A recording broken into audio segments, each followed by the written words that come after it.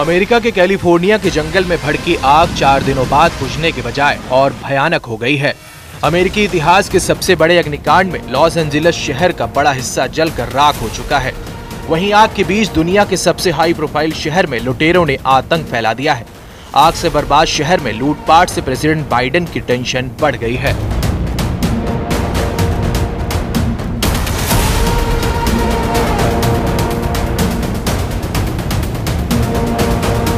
क्या अमेरिका में आग से एटम बम जैसी त्रासदी आ गई है? क्या ट्रंप ने बोला बाइडेन ने जलाया लॉस एंजिल्स? क्या जंगल की आग के आगे सुपर पावर का टोटल सरेंडर हो गया?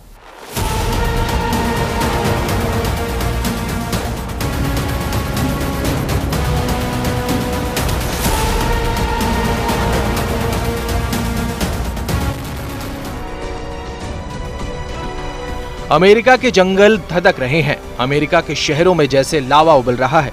लॉस एंजिल्स जैसे शहर की पहचान जलकर राख होने के करीब है। जंगल में लगी आग हॉलीवुड हिल्स को जलाने लगी है। सैंटा एना का तूफान इस अग्निकुंड को आसमान तक उछाल रहा है। सैंटा एना जंगल में लगी आग की चिंगारी कई शहरों तक खींच कर ले जा रही है। आग का दायरा बढ़ता ही जा रहा है। लॉस एंजिल्स के पैलिसेड्स में आग 19,978 एकड़ में फैल चुकी है। आग बुझाने की कोशिश में अब तक सिर्फ 6% कामयाबी मिल पाई है। वहीं ईटन में जंगल से भड़की आग ने 13,690 एकड़ इलाके को जलाकर भस्म कर दिया है। यहाँ 1% भी आग पर काबू नहीं पाया जा सका है। हर्ट्स के जंगल में लगी आग से 771 एकड़ इलाका जल गया है, जबकि यहाँ 37% तक आग पर काबू पा लिया गया है। लीडिया में 348 एकड़ इलाका खाक में मिल चुका है। वहीं आग पर 60% तक कंट्रोल लिया गया है। उधर सबसे ज्यादा खतरा केनेथ में लगी आग का है, जहां 960 एकड़ जमीन पर मौजूद सब खाक हो चुका है और आग बेकाबू है।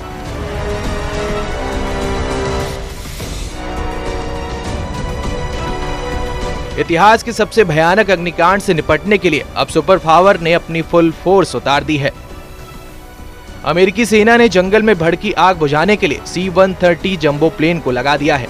अमेरिकी सेना के हथियारों की सप्लाई करने वाले प्लेन की तैनाती नॉर्दर्न कमांड ने की है। नॉर्दर्न कमांड के मुताबिक नेवादा और कोलोराडो से भी मदद ली जा रही है।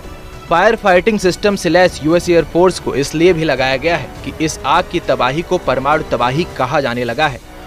लॉस एंजिल्स के शेरिफ रॉबर्ट लूना ने कहा है कि काउंटी के जंगल की आग ने इलाके में परमाणु बम फटने का एहसास करा दिया है।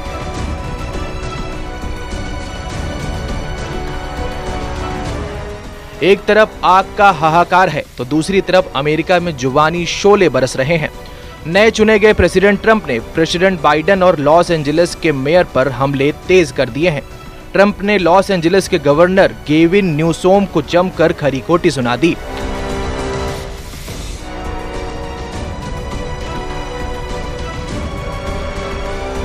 लॉस एंजिल्स के फायर चीफ क्रिस्टन क्राउली ने जानकारी दी है कि वेस्ट हिल्स में 60 से ज्यादा फायर कंपनियां आग बुझाने में जुटी हैं।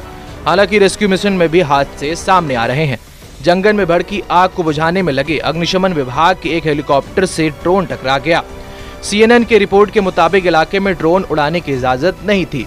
विकराल होती आग के खौफ के बीच गनीमत की एक जानकारी ये आई कि सनसेट इलाके में लगी आग पर पूरी तरह काबू पा लिया गया है।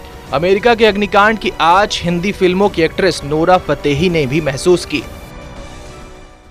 I'm in LA and the wildfires are crazy. I've never seen anything like this. We just got an evacuation order like 5 minutes ago. So I quickly packed all my stuff and I'm evacuating out of here. आखिर हर साल America को आग के इस रौद्र का सामना क्यों करना पड़ता है?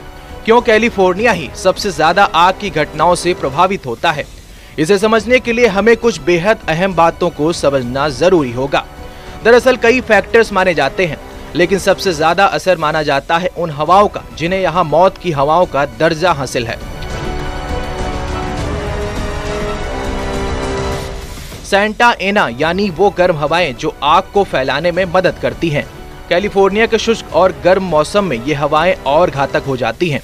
नमी की कमी और बढ़ा हुआ तापमान सैंटा एना के लिए एक मुफीद माहौल तैयार करता है। इसके अलावा इन हवाओं की रफ्तार मुसीबत को और बढ़ा देती है। ये हवाएं शरद ऋतु के शुरुआती पड़ाव पर चलती हैं। ये हवाएं न सिर्फ तापमान में इजाफा करती हैं, बल्कि जंगल में लगी आग को भड़काने में इनकी भूमिका अहम हो जाती है। लेकिन एक सवाल ये भी है कि आखिर सेंटा एना हवाएं कैसे बनती हैं? विज्ञान कहता है कि सेंटा एना हवाएं तब बनती हैं जब कैलिफोर्निया और ग्रेट बेसिन क्षेत्र में एक हाई प्रेशर सिस्टम विकसित होता है। यह प्रेशर सिस्टम ठंडी हवाओं को नीचे की ओर खींचता है, जिसका असर ये होता है कि तापमान में इजाफा होता है। जब ये हवाएं पहाड़ों और घाटियों से गुजरती हैं तो हवा तेजी से नीचे की ओर बहती है, जिस वजह से हवाएं कंप्रेस होती हैं और उनका तापमान बढ़ जाता है और ये शुष्क हो जाती हैं। आग को मदद करने वाली ये हवाएं पूर्व से पश्चिम दिशा में यानी इनलैंड एरिया से प्रशांत महासागर की तरफ बढ़ती हैं।